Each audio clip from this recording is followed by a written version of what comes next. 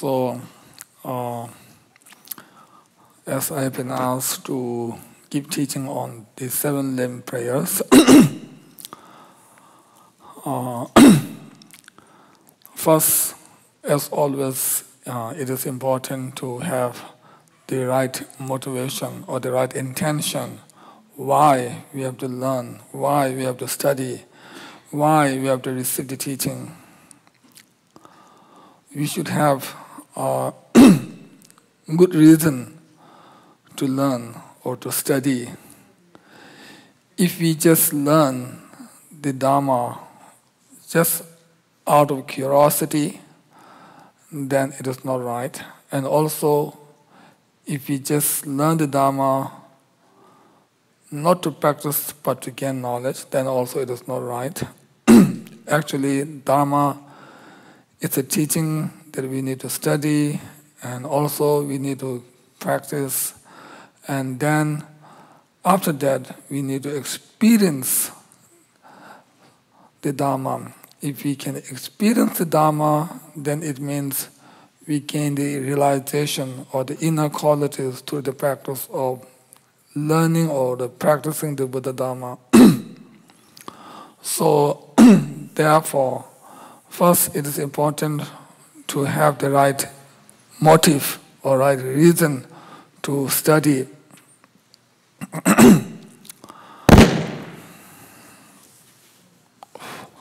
And to have the right motivation, first we need to develop the thought of renunciation towards the whole samsara. This is very important because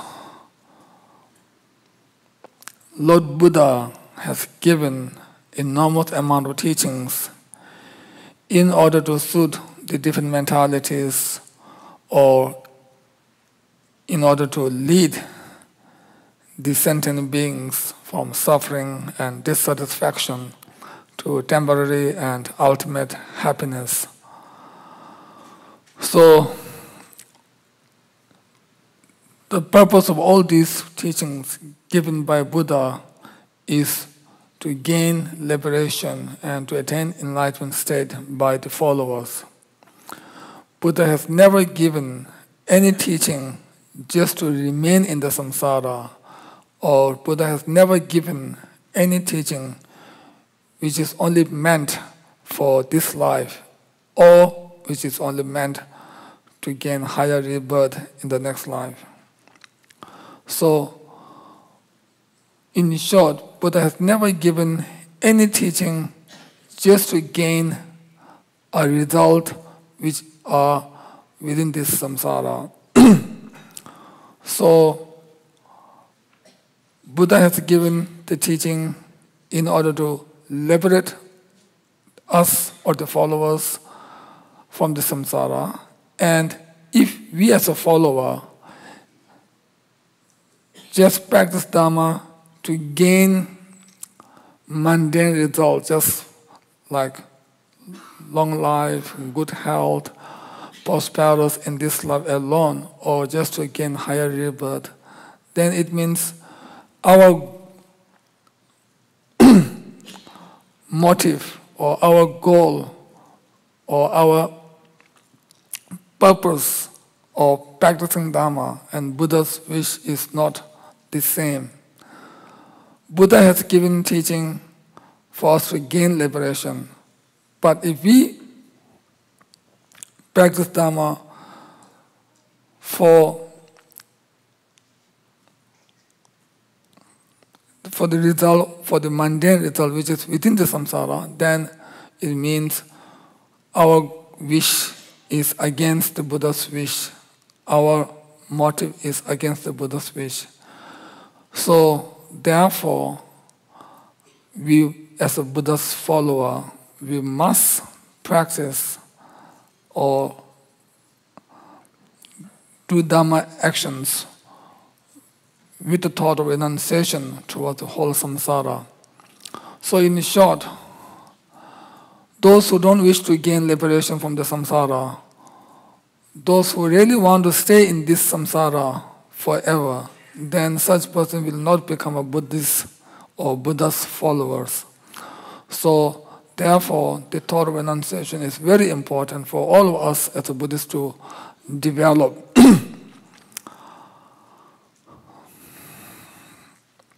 It is said in the teaching, it is too good to use the precious and profound Dharma for this life alone.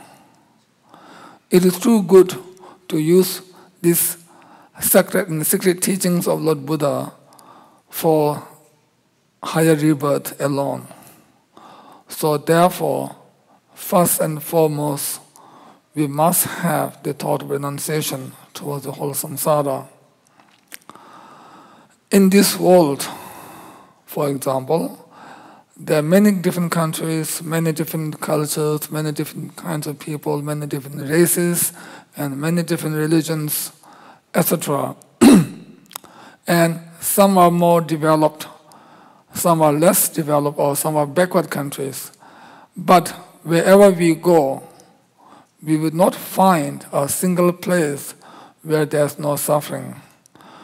In this world, all are experiencing the suffering. For example, when we moved from a poor condition or like backward country to a developed country, then although we can overcome certain difficulties like bad roads or not good electricity, not good water, etc. But just overcoming these basic requirements doesn't mean that once we are in the developed country where there's a good road, good electricity, good water, but still we have many physical pains and mental sufferings and mental stress, etc. So it clearly shows the material world alone will not give us the real happiness, will not overcome the sufferings that we really need to remove it. So therefore, we can say the whole world is in the nature of suffering because no one in this world is free from all the sufferings.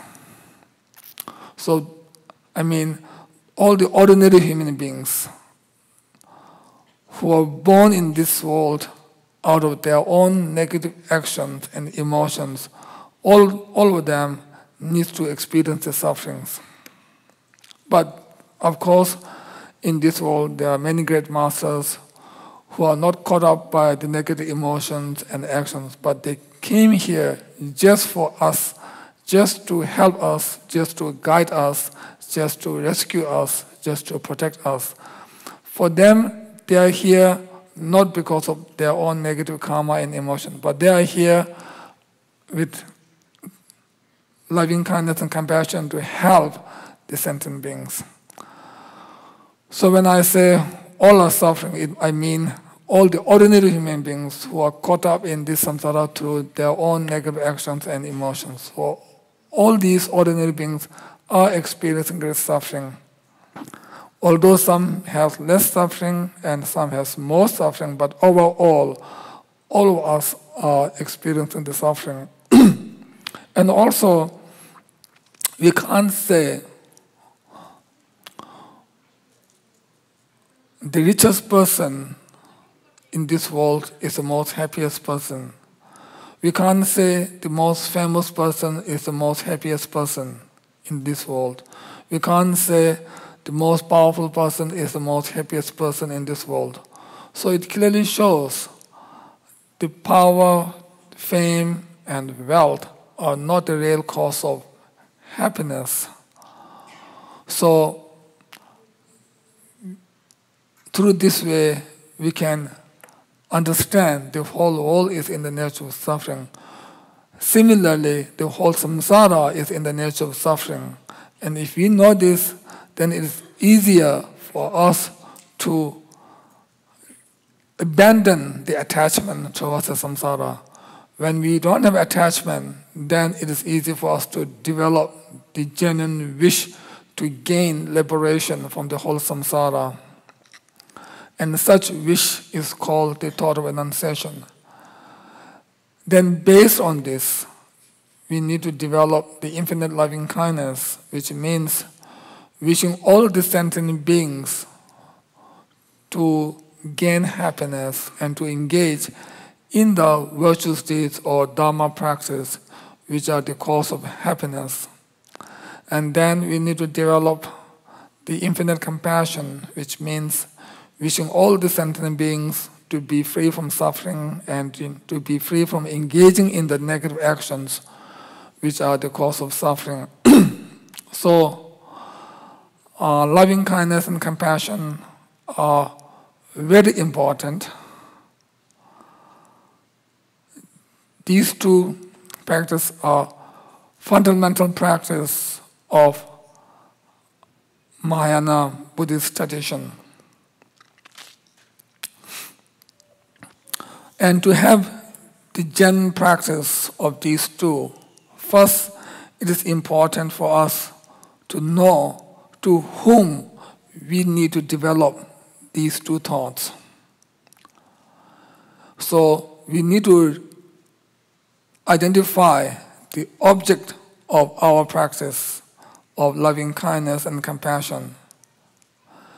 Actually, every human being, even the animals, they do have a certain amount of loving kindness and compassion to their own dear ones.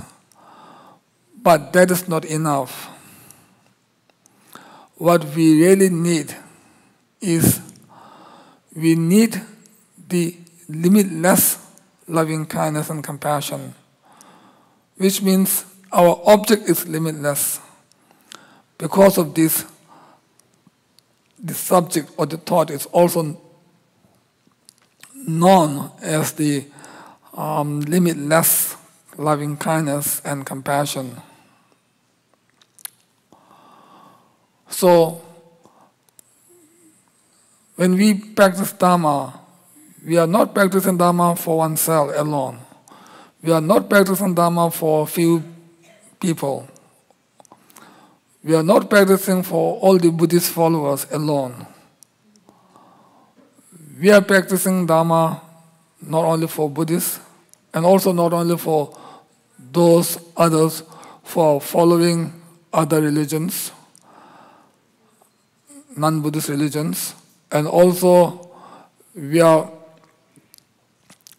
practicing not only for all the human beings, including the non-believers. So we are practicing Dharma for all the beings, which means all the human beings in this world, all the animals in this world, along with all the beings of the six realms in this samsara. So our goal, our object is wide. Our object is limitless because we extend our loving kindness and compassion to all the sentient beings without any exception or discrimination. So if we really can practice the infinite or the limitless loving kindness and compassion, then we will not have any biased thoughts. Then we won't have thoughts like, I like this person and I don't like those persons. We will not have two kinds of thoughts towards the fellow sentient beings. If we have two thoughts, like we like someone but don't like others, then it means our thought is biased. And it means our thought is limited. We cannot extend to all the beings. So if we really can practice the loving kindness and compassion towards all the beings, then naturally we won't hate any other based on different religion, different caste, different race, different nationalities, etc. We will have love and compassion to all, irrespective of their religions, their nationalities, their race, their culture, their language, etc. Actually, His Holiness the 14th Dalai Lama said, the practice of compassion is a universal religion. So all are talking about this compassion. So it is important for us also to emphasize on the practice of loving kindness and compassion, because without these two fundamental practices, we cannot develop the enlightenment mind or the bodhicitta, which is the key practice of the Mahayana tradition. There's no Mahayana practice without bodhicitta, and there's no bodhicitta practice without the loving kindness and compassion to all. So therefore, first it is important to develop the loving kindness and compassion to all the beings. And it is not just enough to know the meaning of loving kindness and compassion. After having the intellectual understanding on these two thoughts, then we need to apply these teaching or such understanding into our daily life. We must implement these teachings into action. And the more we practice, the more we meditate on these, the more it will develop. So therefore, we need to practice these thoughts every day, again and again, until we can extend our loving kindness and compassion to all the sentient beings all the time without any exception or without any excuse. And then, based on these two positive thoughts, we need to develop the bodhicitta or the enlightenment mind. This enlightenment mind is very important for the Mahayana practice. As I said before, there is no Mahayana practice without the bodhicitta. So bodhicitta is like the wish-fulfilling jewel. Bodhicitta is like our guidance that will lead us to gain the liberation from the samsara, and eventually it will lead us to attain the Buddhahood.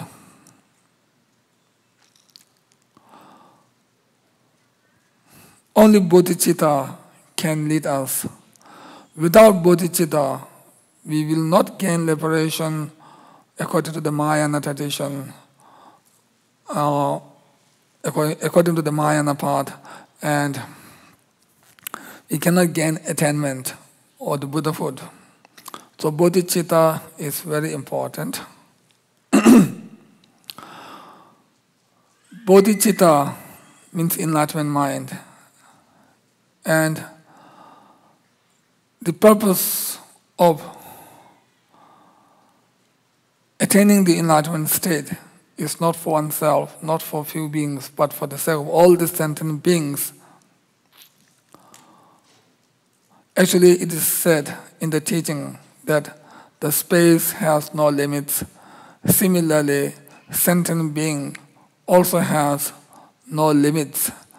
And all these limitless sentient beings has been our own close ones or dear parents in this lifetime or in the past lifetimes. We can say this because we are born in this samsara not only one time, but we are born in this samsara for infinite times. And whenever we are born, we won't have the same parents again and again. So through this we can say all the beings has been our dear ones or parents in this life or in the past lifetime. So now it is the time for us to repay their kindness, At the moment when we have this precious human life, we have the best opportunity to repay their great kindness. And the way we need to repay their kindness is not through material gifts. Actually, it is impossible to give material things to all the sentient beings, which is countless. It is not only 7 billion people, but it is countless. So the best way to repay their kindness is through mental practice, through mental practice or through Dharma practice. So by developing the bodhicitta and by practicing the bodhicitta, we can repay their kindness. So at the moment, we need to repay their kindness, but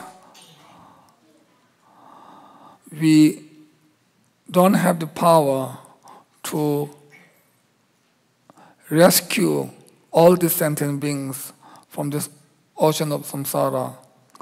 For example, if oneself don't know how to swim, then oneself will drown in the ocean. And if oneself is drowning in the ocean, then that person cannot save or cannot rescue others who are also drowning in the ocean, in the same ocean. Similarly, at the moment, we ourselves is drowning in the ocean of samsara. At this time, we don't have the power to rescue others who are also drowning in the ocean of samsara. So not only we don't have, but some others also don't have. So only Buddha has the full power to rescue all the beings from the ocean of samsara. So therefore, we also need to attain the Buddhahood for the sake of all the sentient beings. So this is the bodhicitta. This is known as the Wishing Bodhichitta. And engaging bodhicitta means we cannot attain Buddhahood without any cause and condition. We cannot attain Buddhahood with wrong cause. And we cannot attain Buddhahood through incomplete cause. We need to attain Buddhahood through correct cause and through complete cause. So the complete cause means first we need to practice Dharma.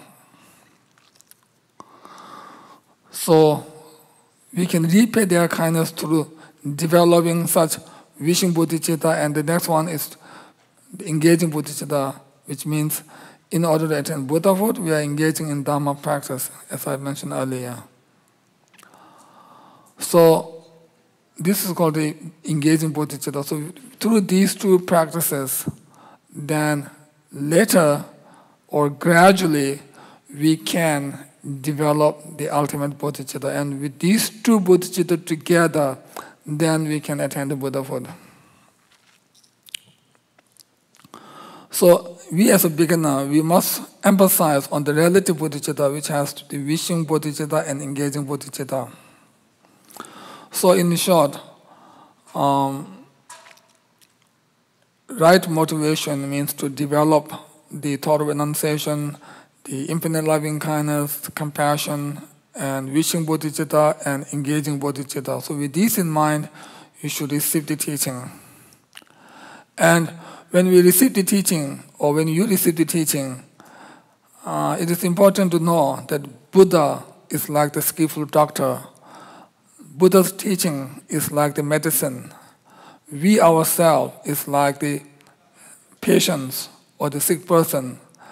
And our own anger, jealousy thoughts, attachment, ignorant, arrogant, pride, etc. are like our sickness. And receiving teaching and following the Buddha's teaching is like receiving the doctor's advice and following the doctor's advice.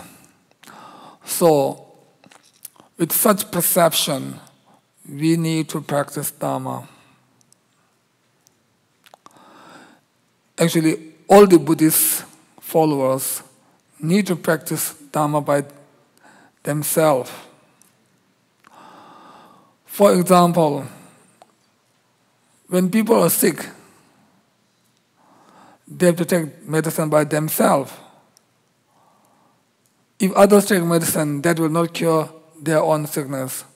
To cure their own sickness, they have to take medicine by themselves. Similarly, to cure our sickness of negative thoughts, we need to take medicine by ourselves. We need to practice Dharma by ourselves.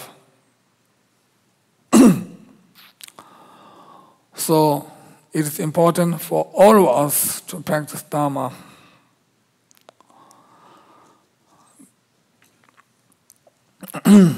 And today's teaching is on seven limb prayers. Actually, there are different kinds of seven limb prayers, such as the seven limb prayers that is there during the initiation, and that one is taught by Buddha himself in the Tantra. Actually, there are three main Havajara Tantra. One is a root Tantra, two is a commentary Tantra.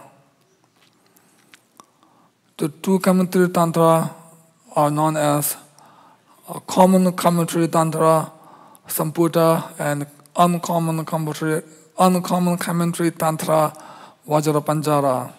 And these seven prayers that are used in the initiation is from the Havajara uncommon commentary Tantra, Vajrapanjara. So it was taken from that Tantra. So here today, I'm not going to explain on that seven prayers. And also there are another seven prayers which is explained in the Bodhisattva Jayavatara by the great Acharya of Nalanda University, known as the Acharya Shantideva. So today, what I'm going to explain is the seven prayers which is in the Samatabhadra prayer.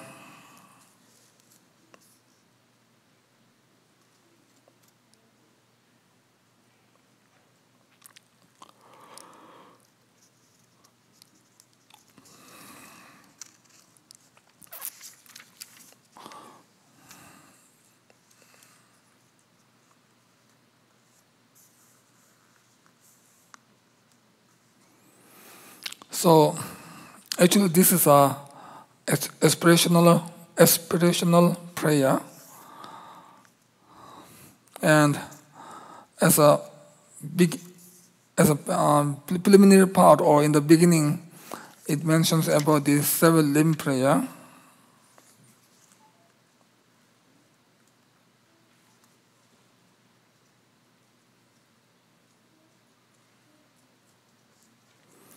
So seven limb prayer, out of seven limbs, the first six limbs is like the accumulation of merit.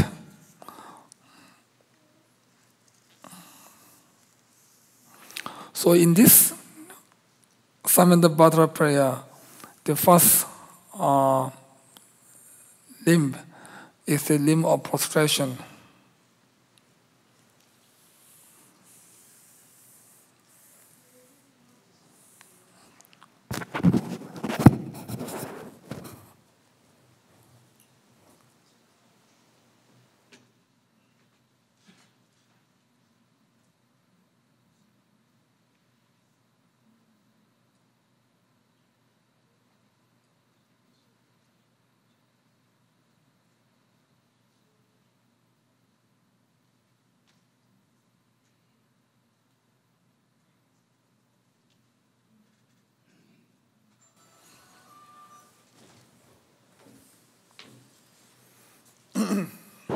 So the first limb is the limb of prostration.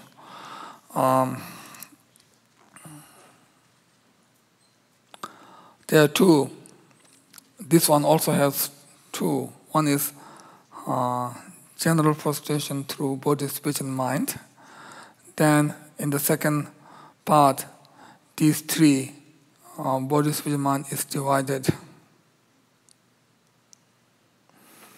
So in the text it says,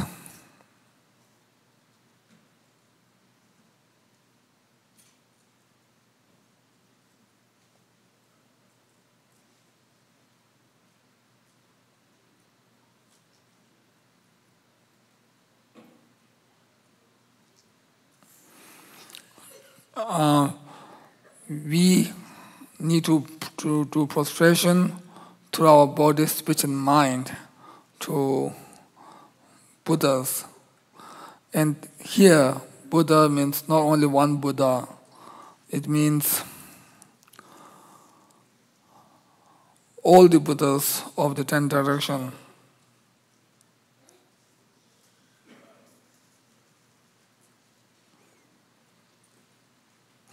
So it means all the Buddhas, we need to do prostration. We need to imagine or we need to visualize that we are doing the prostration to all the Buddhas of the 10 directions.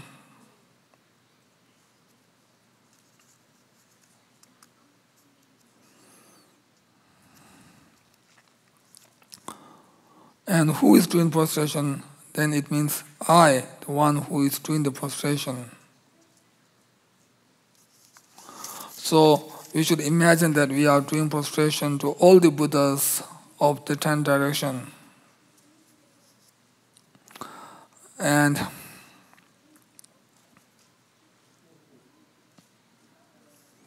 how we do prostration is that our own physical body and speech and mind, with these three, we do prostration. With in a respectful manner, we do our prostration to all the Buddhas. So this is a general prostration without dividing the prostration of body, speech, and mind. So when we do prostration, even like in our house or in the temple, when we do prostration to a Buddha's statue or Buddha's Thanga or Buddha's picture, we should think that this is a real Buddha. We should not think that this is not a real Buddha, this is just a statue, this is just a Thanga, this is just a picture, and I'm doing prostration just to a Thanga or just to a statue. If we think in this way, then we won't accumulate great merit. So mentally, we should think that this is a real Buddha in the three-dimensional form, and this is a real Buddha in the nature of light. Actually, when we visualize the Buddha, we should think that this Buddha is not like our ordinary human body, which is full of flesh, bone, blood, etc. We should think that this Buddha is in the nature of light, like a rainbow. When we see a rainbow, we can see very clearly the multicolor of the rainbow, but we cannot touch the rainbow by our own hand. No matter how much effort that we put to grab or to hold it, it is not possible for us to hold it. So we should think that this is the real Buddha. Whenever we do prostration to Buddha's statue or Buddha's Thanga, we should think that this is a real Buddha, and also this is not just one Buddha. We should think that this is the combination of all the Buddha, or in other words, we can think that we are doing the prostration to all the Buddhas in different forms, or we can combine all them in this one Buddha and think that this is the combination of all the Buddha, and with such understanding, with such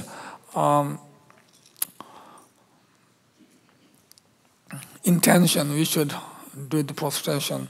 So if you do prostration in such way, then it is more meritorious. Thinking this is just a statue and then doing prostration, and thinking this is a real Buddha and doing prostration has big difference. If you just think this is a statue or thangka and then do prostration, then we won't accumulate great merit. It won't be a meritorious. It won't be a great merit. And if we think this is a real Buddha, then we will have great merit. So whether we can earn or accumulate great merit or not only depend on the object of our prostration, it also mainly it depends on our intention, our motive.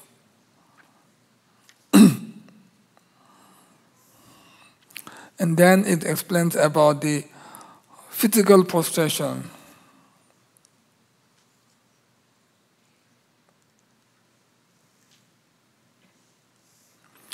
So here it means to the power of Charya prayer. Charya means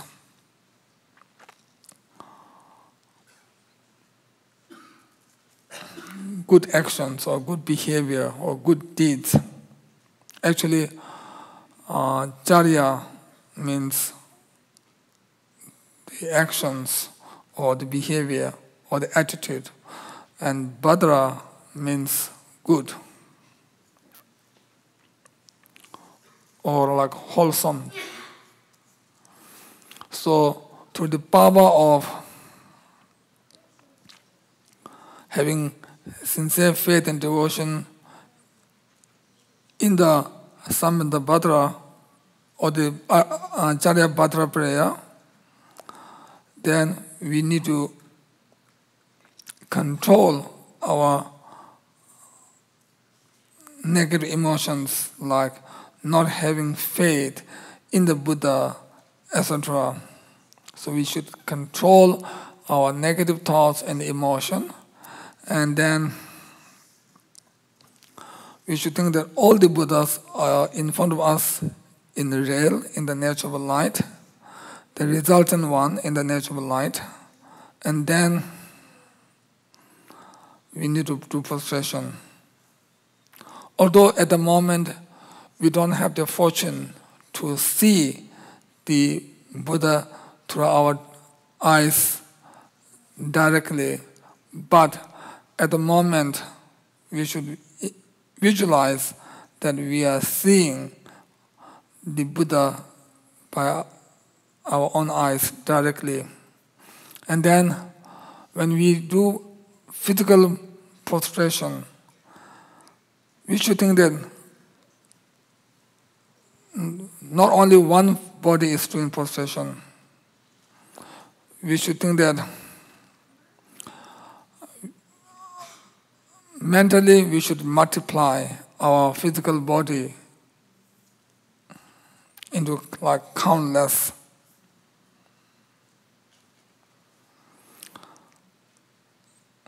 Or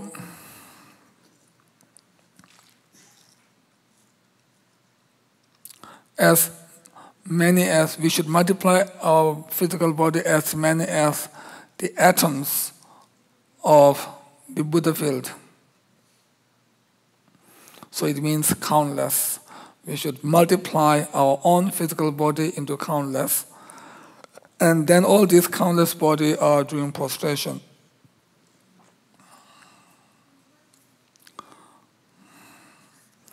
To all the Buddhas. Actually, it is said, whether we can receive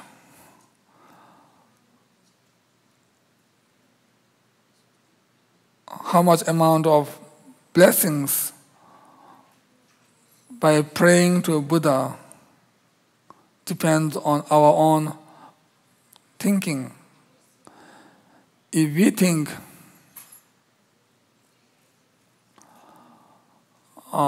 this is just a statue, then pray, and then through this we will get lesser blessing because we are not praying, mentally we are not praying to a real Buddha.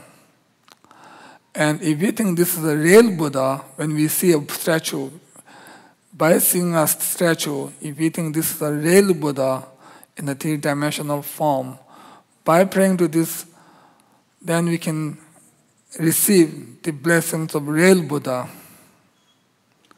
If we just pray to us, if we just think this is a statue and pray to it, pray to Buddha, then we will get the blessing of the Buddha statue, not the blessings of real Buddha. So, how much amount of blessing that we will get through praying depends on how we see, how we perceive this object of our prostration. So, it is important for all of us to really think this is a real Buddha in the nature of light. So in this physical prostration, we should multiply our physical body as much as the atoms of the Buddha field.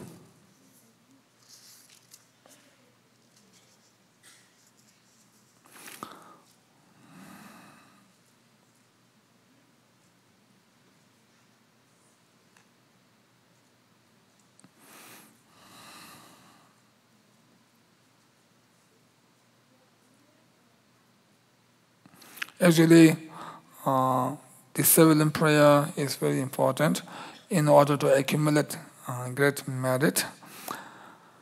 For instance, when we do our prostration, at that time we cover a certain amount of land.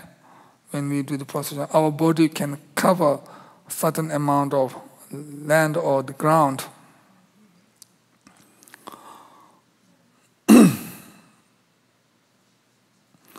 And the more we cover, the more we can gain. The more we can gain the merit, the more merit we can gain. So, in the sutra, it says, just by saying the word prostration, it has great benefit. It has a kind of unimaginable benefit. So if we really do prostration with sincere motivation in a proper way, then there's no doubt that through this prostration we can accumulate great merit. Now, the next one, it explains about the mental prostration. Normally, when we say prostration, it means physical prostration. It refers to the physical prostration. But in the teaching or in the text, it also mentions about the mental prostration, which means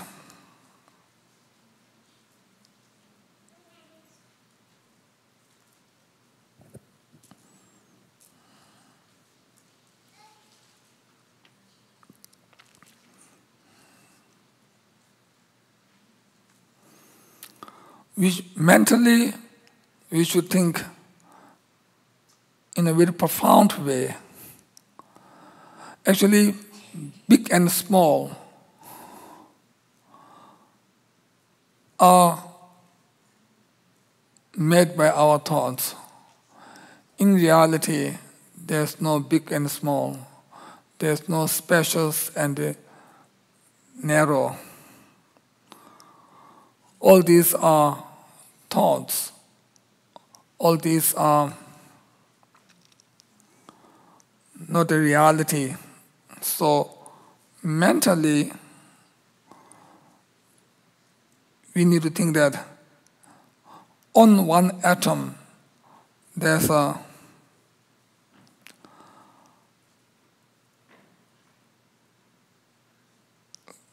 infinite Buddhas as much as the atoms of the Buddha field. On one atom. like this atom. There are many atoms like this. There are infinite atoms like this. So we should imagine there are countless and countless of Buddhas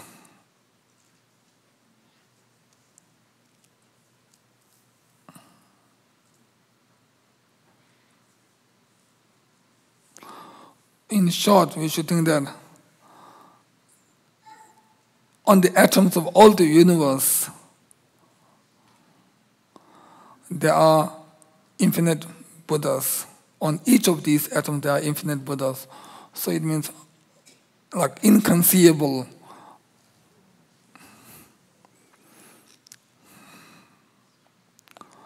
And to all these Buddhas, we need to develop sincere faith and devotion. So this is a mental prostration. Now the verbal prostration means to all these Buddhas, we need to offer praise with great melodies, and we need to recite, or we need to say about their infinite qualities of all these Buddhas. So, with sincere motivation, if we think that there are infinite Buddhas or countless Buddhas, and we are offering the praise to all these countless Buddhas with great melodies, then it means this is the verbal prostration.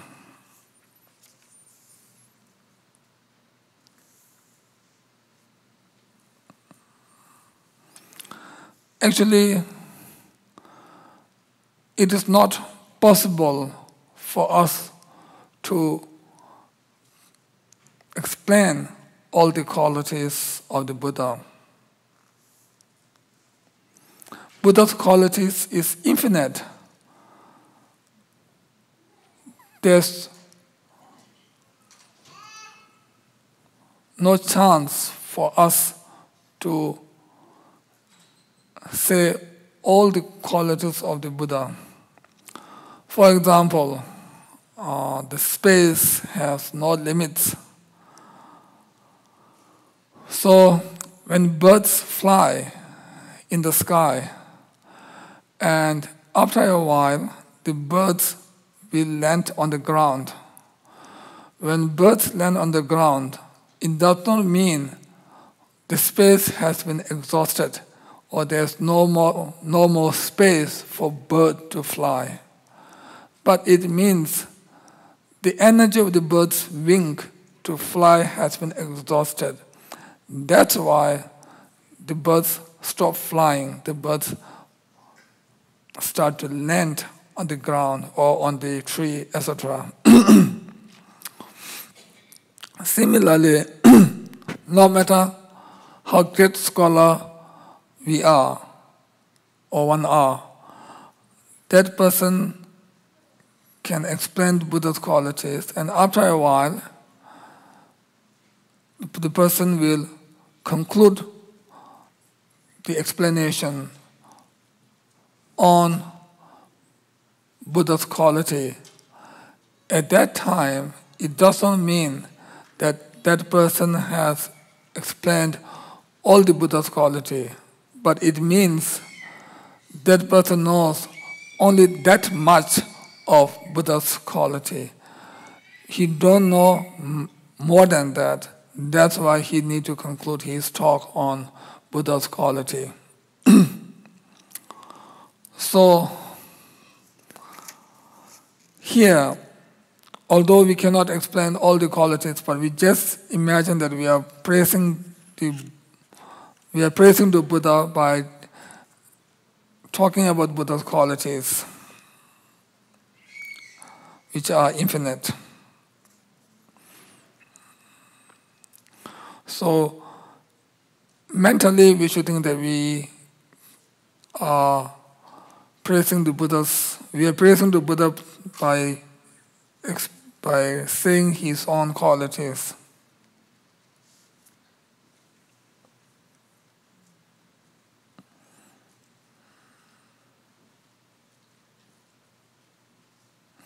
So, by doing prostration, not only we can accumulate great merit, but also it can purify our negative actions or our faults. Actually, it can purify the general negative actions, and especially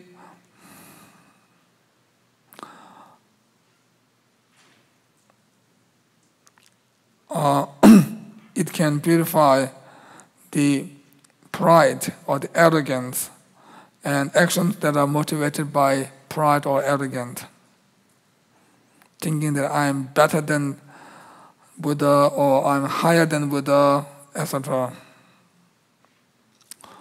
So this prostration can accumulate merit and also can purify the negative actions. So when we do prostration, we should do prostration in a such way, through our physical body, through our speech, and also through our mind. If we just do physical prostration without the support of mind and speech, then we won't accumulate great merit.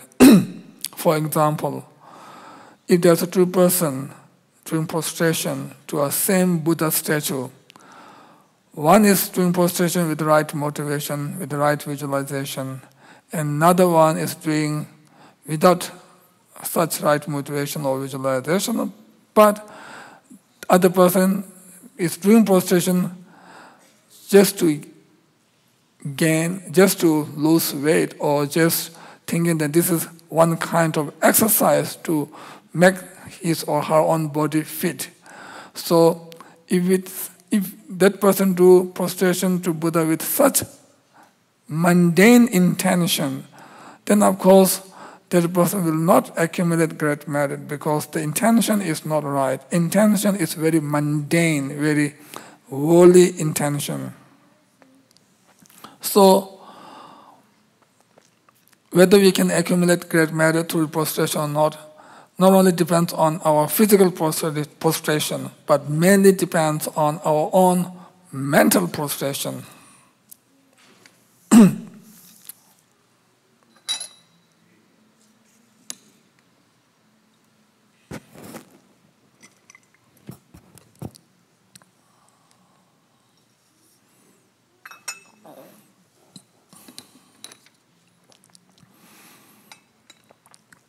Then the next one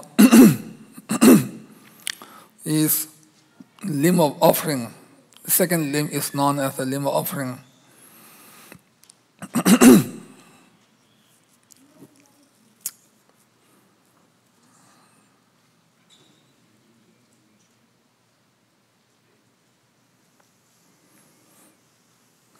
Actually, there are two kinds of offering. I don't know exactly how to translate these two words in English, but I will say like general offering and matchless offering.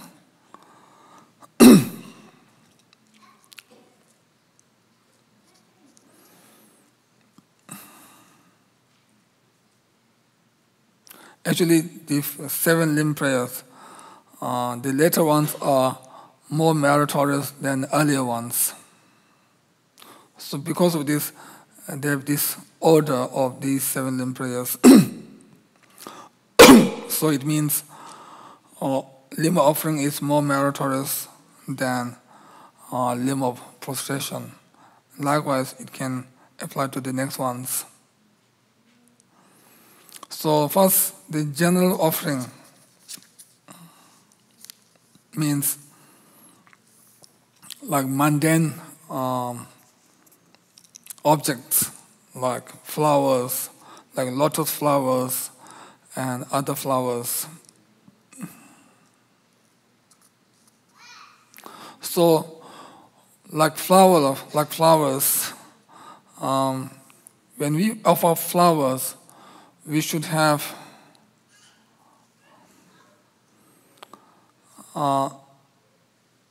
right intention, and also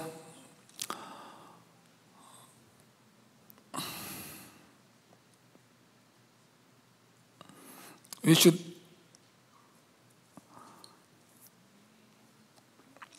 collect the flower which is never stained with our own negative actions. For example, if we steal flowers from a person and then offer to a Buddha, then it is not right, because our action is negative, because we steal from a person and then make offering to the Buddha. Then that kind of offering is not right, because we made a mistake, or we commit a negative action to have this or to collect this flower. So we should collect the flowers without doing any wrong actions. Not only stealing, if we steal money and then use this money to buy this flower, although we don't steal this flower, but we steal the money that bought this flower, then that also becomes stained. That also becomes fault. So we should collect the flowers without doing any wrong actions or negative actions in the beginning. So therefore it calls the sacred flower or the excellent flower that we need to offer. And also we need to have a flower, we need to offer the flower which is not with any flies or any insects.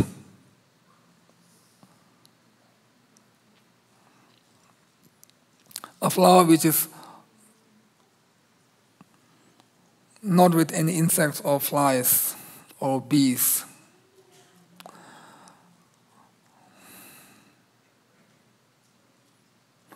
And also we need to offer all the best flowers in this world, and not only the best flowers, but also very well decorated flowers, like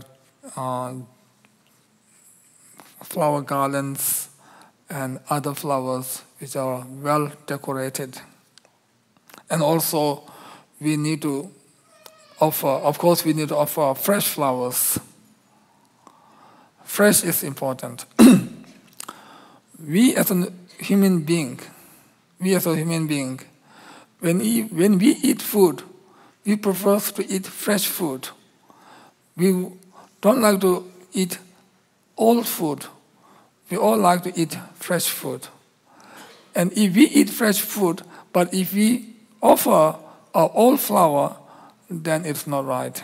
Then it means we think of ourselves more than Buddha. Actually, we need to offer more to Buddha than for oneself. So, spending money or wealth so much for oneself alone and not spending for Dharma or like offerings, etc., then it means offering to Buddha. Then it means we are using, sometimes maybe we are using our wealth in the wrong way, or we are using the money or the wealth which is based on the selfish thought. So we need to make offerings to Buddha or to help the sentient beings who really needs the help or protectors or protections.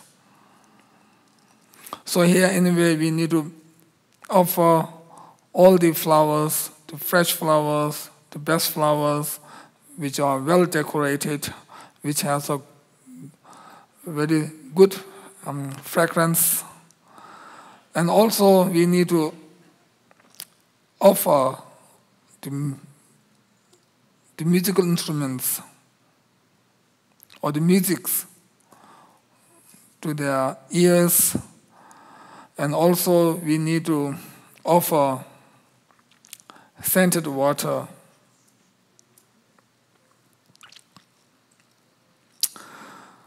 Or nowadays, like perfumes. But long time ago, when I was in France, I heard in some of these perfumes, they put animal substances. So then it becomes not so pure. It is stained, because to make this perfume, you need to kill some animals and then get some substance from them, and then mix with the perfume, and then they use this kind of perfume. So then this kind of perfume is also not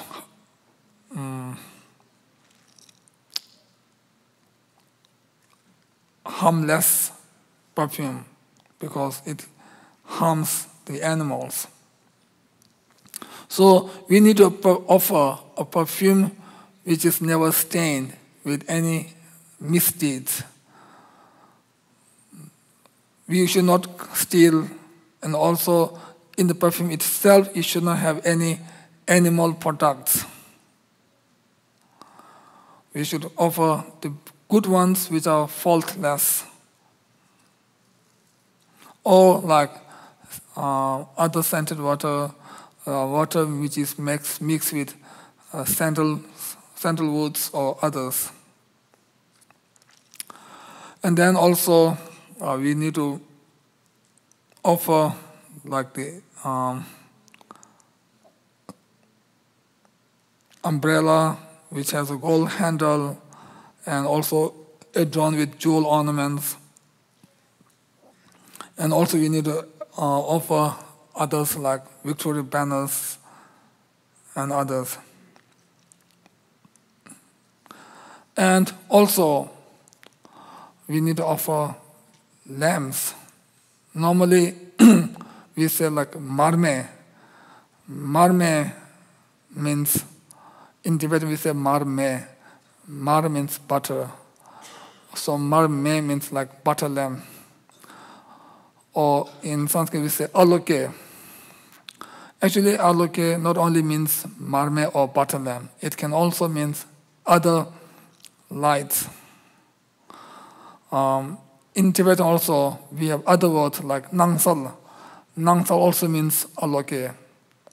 So nangsal means not only marme or butter lamp, it also means other lights. All the ones that illuminate others are called nangsal. So the more bright we offer, the more merit we can earn. So the most brightest object in this world is sun and moon. So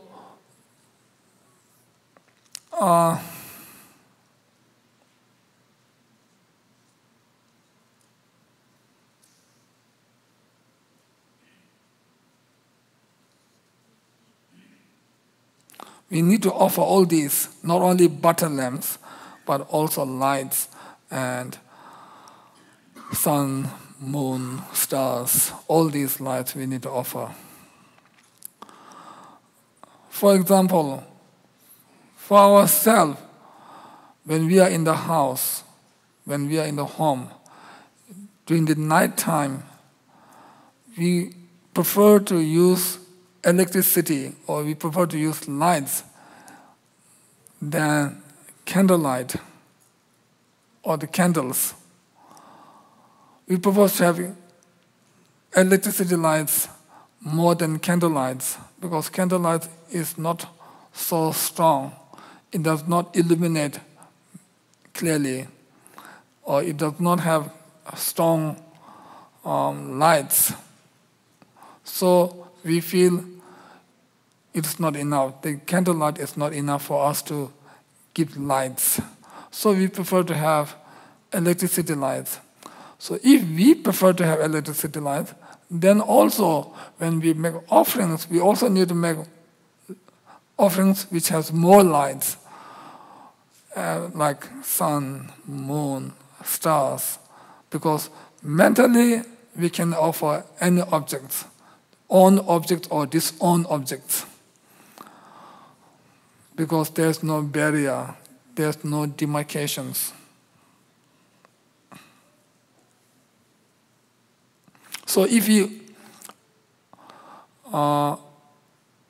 offer like sun and moon or stars, then it does not mean that we are stealing something. We are not stealing. We just mentally offering to the Buddha these objects like sun and moon, which is not owned by any being actually.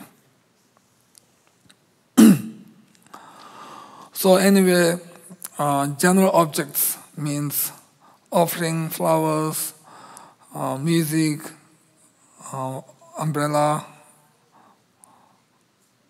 and this special umbrella or excellent umbrella, lamps or lights, and scented water and incense.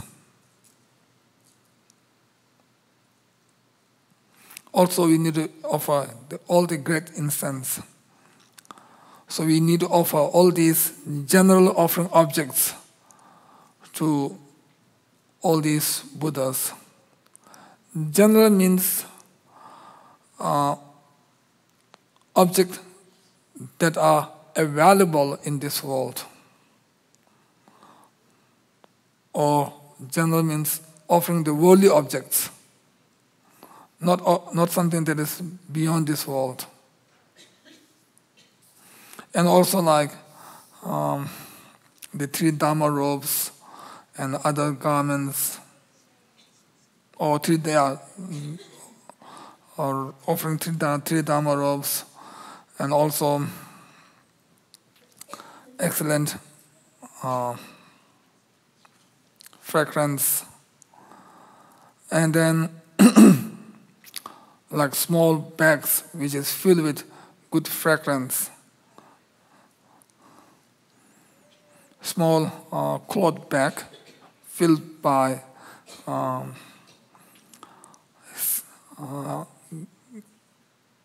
substance which has great fragrance. And all are well decorated ones, so we need to offer all these. Now the matchless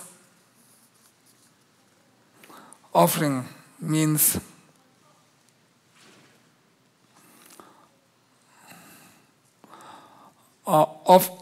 offering an object which is not in this world. Actually, worldly objects are caused by our own karma and negative emotions. So when we say matchless object, which means these are emanated or manifested by the noble bodhisattvas through the power of their samadhi or the meditation and prayers. So therefore, these matchless offering objects are caused by the uncontaminated actions.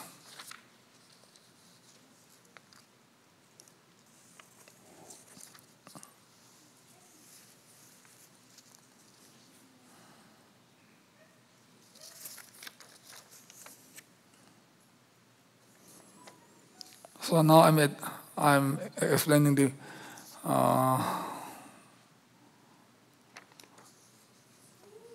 the 7th verse, which is on the back page. The 7th verse, the first verse on the back page.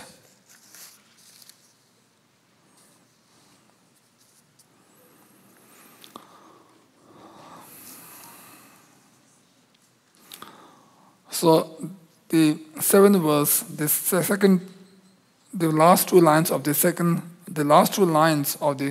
verse is the summary of prostration, Limo Prostration, and the Limo Offering.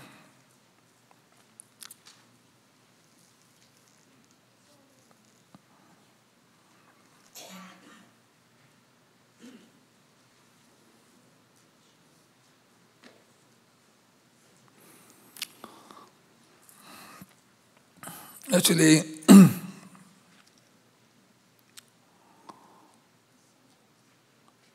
Bodhisattva Samatabhadra's heart, from his heart, issues infinite offering objects with light rays, then offer all these to all the Buddhas of 10 direction. So here we develop sincere faith in the such act of offering by the Samatabhadra. Because of such power of faith, from our heart also, we imagine that we are also manifesting or issuing many offering objects and making offerings and doing prostration and making offerings to all the Buddhas.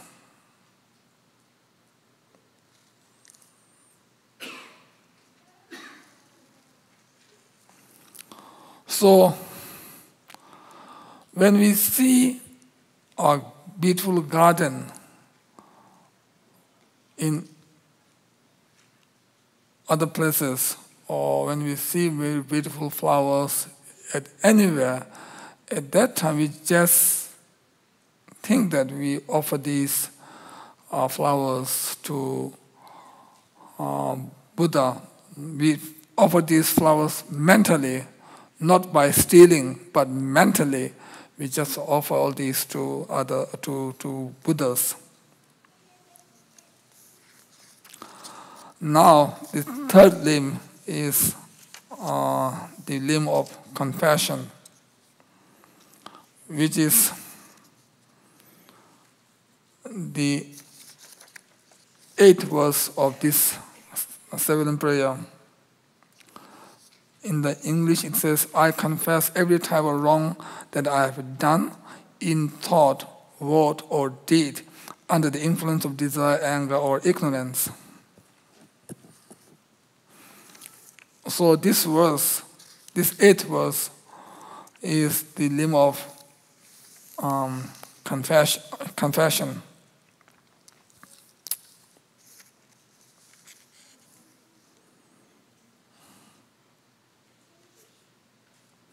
Confession actually means having a strong regret on doing such and such negative actions. And also making a strong promise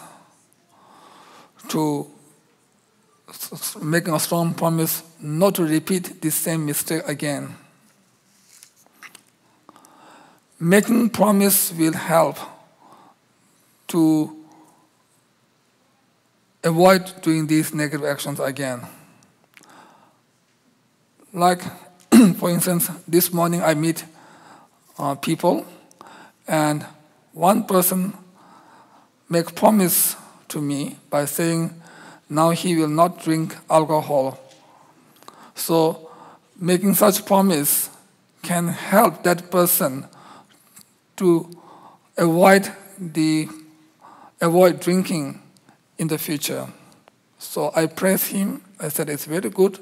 And I said, now you should make this promise. And now I said, now you should you should not have any. You should decide on this. You should keep this promise. So like this morning, one person make a promise to me by saying he will not drink alcohol anymore. So like this kind of promise can help not to repeat these same mistakes again in the future. So here also,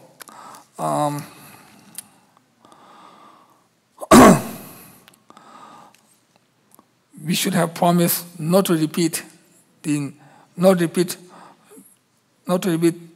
same mistake again or doing the negative actions again.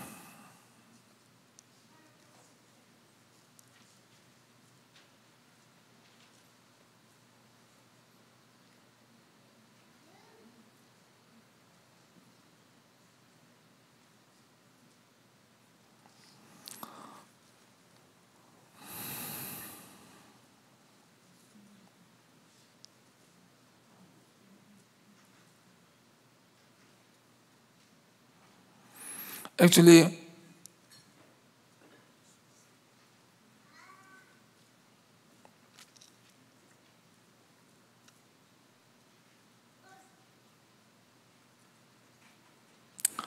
when we do negative actions, it is better to say, if we don't hide our faults, if we don't hide our negative action, then the power of negative action will be less.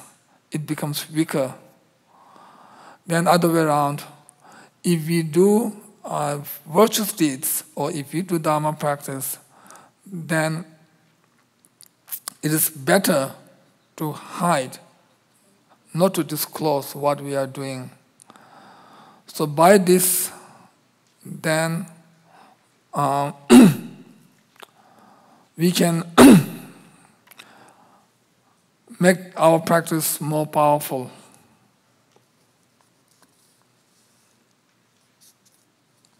But sometimes certain masters will say, I have done this and this, in order to encourage others, in order to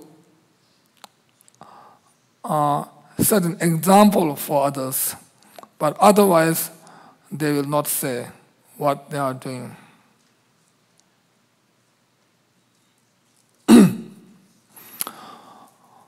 For example, in this world at the moment, we have many great masters, but we don't know what practice they are doing. They are doing practice on which deity, what sadhana they are doing every day. That we don't know, because they keep this secret to make their practice more powerful. Also, when masters, when they do retreat, we don't know they are doing retreat on which deity, or they are reciting which mantra when they are doing retreat. They will not tell. There's no need to tell, actually.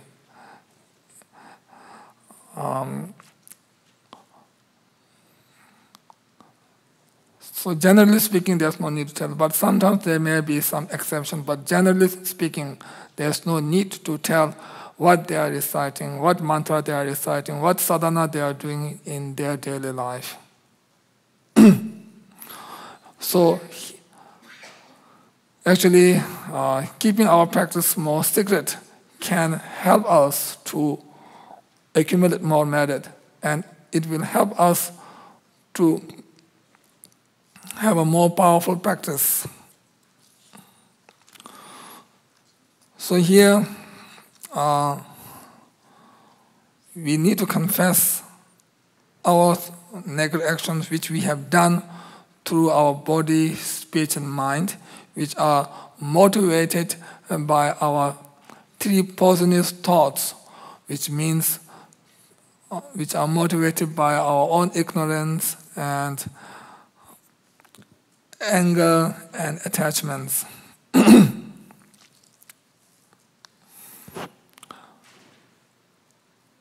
Actually, we have done so many negative actions. Many of the times, we even don't know that we have done negative actions. Without any notice, we have also done many negative actions. Sometimes we don't realize whether this is a negative action or not, but we have done a lot. So we need to confess our negative actions. with strong regret. If we feel strong regret, that will reduce the power of negative action, and that is also part of confessing our negative actions. We should feel strong regret as strong as we have taken the poison by mistake.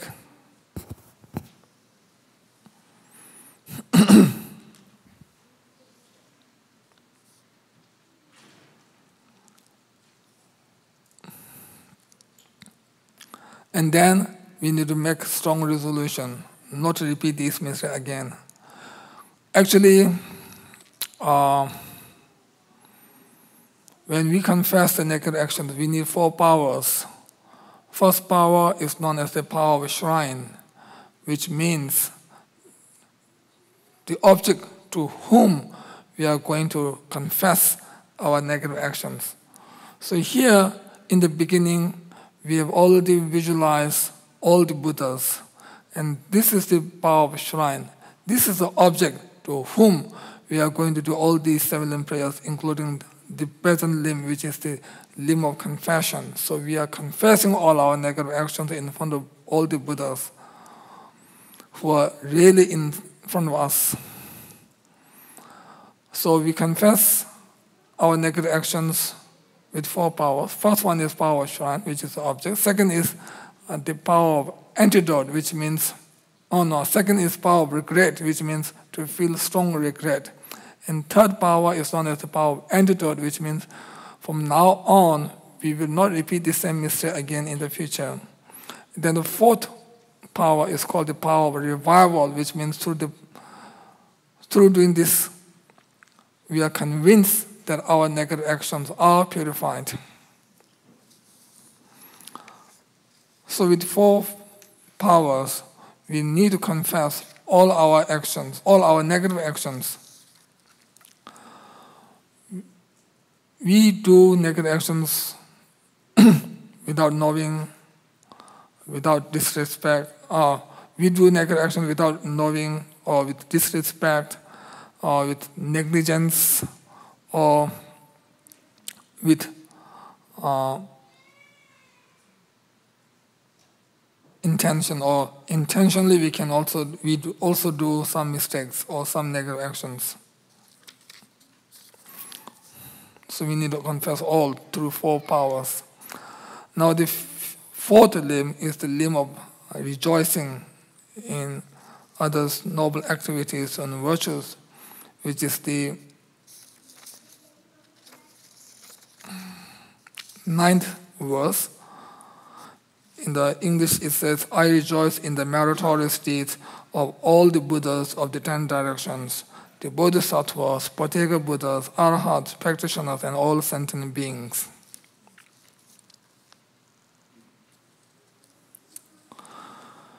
Rejoicing in others' virtue means feeling good when someone is doing virtues. So we should feel happy and joy and good when we hear the noble activities of our gurus, our deities, our Buddhas, and noble bodhisattvas and others. So by doing this, we can also accumulate great merit.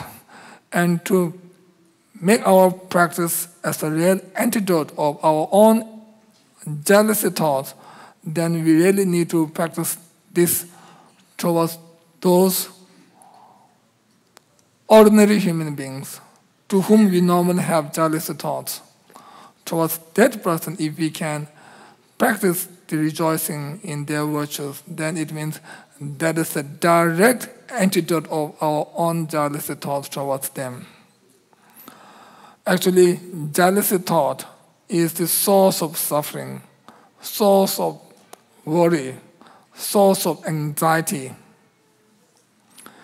If someone is doing good, why we need to worry? Why we need to suffer? Why we need to feel sad? Why we need to feel unhappy? There's no reason to feel such. Because if we feel sad, then it's our own fault. Their good deeds makes our own mind sad, then it's not right. Instead of this, we should feel happy, we should support, we should appreciate, we should rejoice in their good deeds. Then we can also feel happy by seeing or by hearing their good deeds.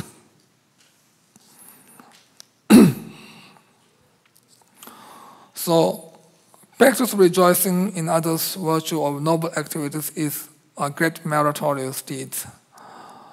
In the Buddha's teaching, it says one of the easiest ways to accumulate great merit is to practice rejoicing in others' virtue or noble activities. And not only it is very meritorious, but also it is the direct antidote of our jealous thought, which is the source of many suffering. So we should rejoice in all the Buddhas, all the Gurus, deities, Buddhas and Bodhisattvas and particular Buddhas and others, their virtues and their noble deeds. And now the next one, the next limb is the fifth limb, which is the limb of requesting to turn the wheel of Dharma. That is the 10th verse.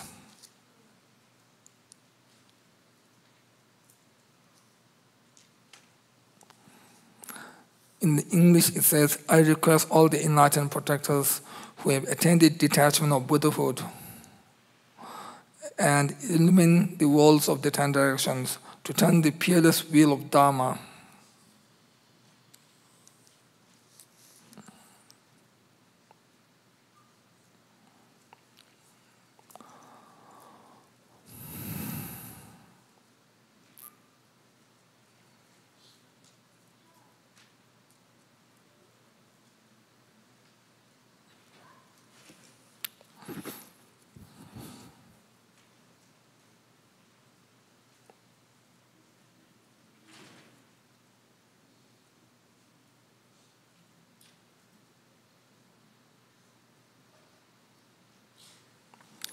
Illumine the worlds of 10 direction means the Buddhas who are in the 10 direction,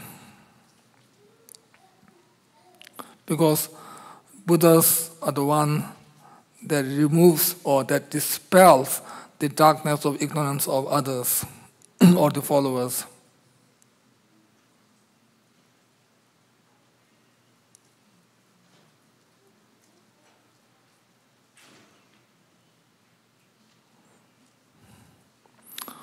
Who have attained the detachment of Buddhahood.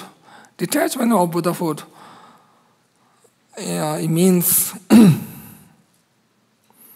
who have detached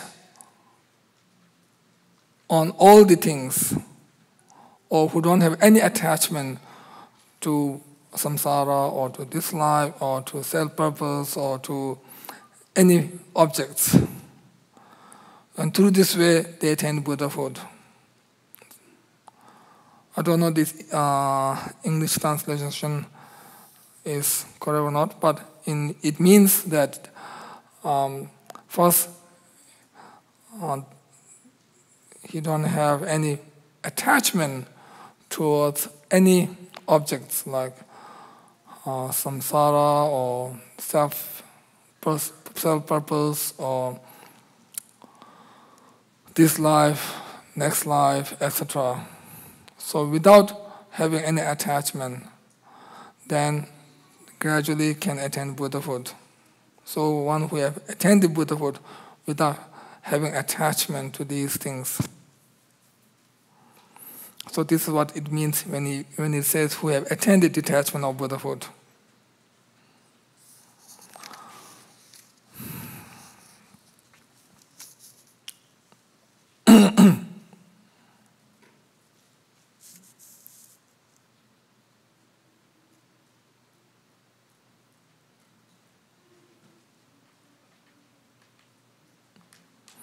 Actually, Buddha always help or benefit the sentient beings. But we need to have conditions. We need to gather conditions for Buddha to teach. For example, Shakyamuni Buddha, when he attends Buddhahood in Bodh Gaya, and then he said, now he has found a nectar-like Dharma, but this nectar-like Dharma teaching will not be understood by others. So that's why he doesn't give such precious teaching right after attaining the Buddhahood. Then the worldly gods and others, they supplicate, they request Buddha to turn the wheel of Dharma. And also at that time, then he saw that there are 5 fortunate disciples who are ready to receive the Buddha's precious and profound teachings. So then, after 7 weeks of attaining the Buddhahood, then he gave first teaching of Dharma in Deer Park, Saranat, Varanasi, to 5 fortunate disciples on the 4 noble truths. So likewise, to make an auspicious sign, to accumulate merit, we also need to request all the Buddhas to turn the wheel of Dharma, which is the 6th limb, which is the 5th limb. And then 6th limb is the limb of requesting not to enter into Mahaparinirvana.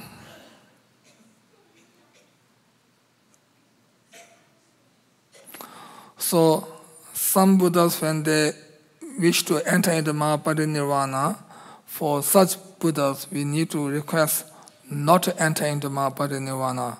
Please remain in this world to guide us, to show us the path, to protect us, to lead us, etc.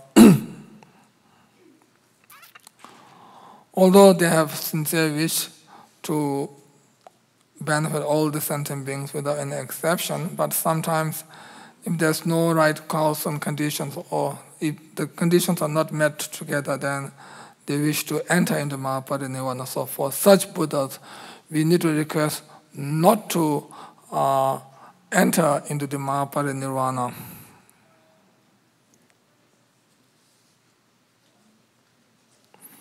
Which is the 6th limb. And then the 7th limb is the limb of dedication. So 6th limb is the 11th verse, which says, with hand folded, I beseech those who intend to manifest the final nirvana to remain for as many eons as there are atoms in all the Buddha lands, to gladden and benefit all living beings. Now the 7th limb is the limb of dedication.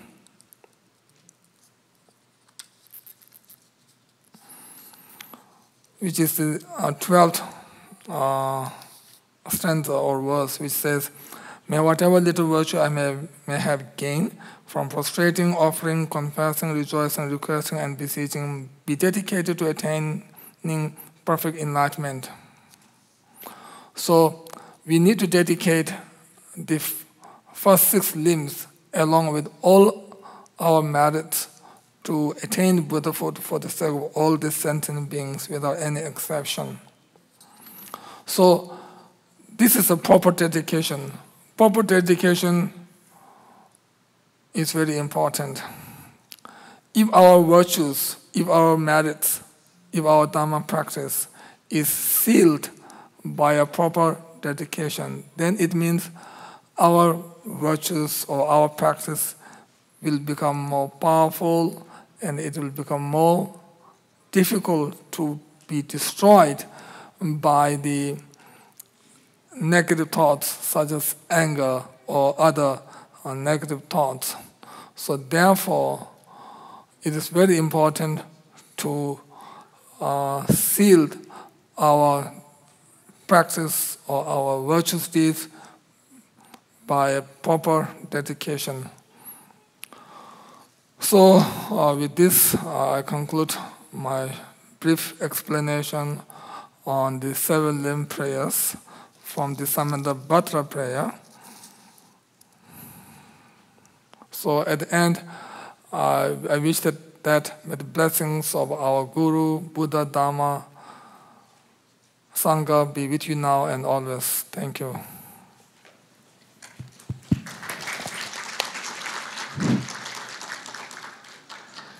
Thank you, Your Holiness, for your explanation of the seven limb prayers.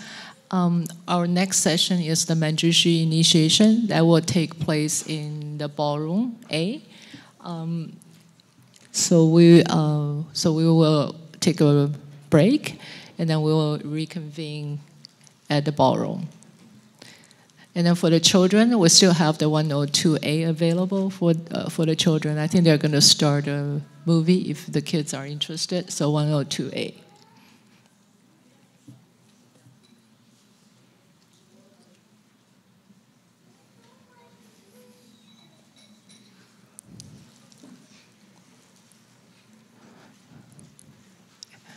And please stand as Holiness leave the hall. Thank you.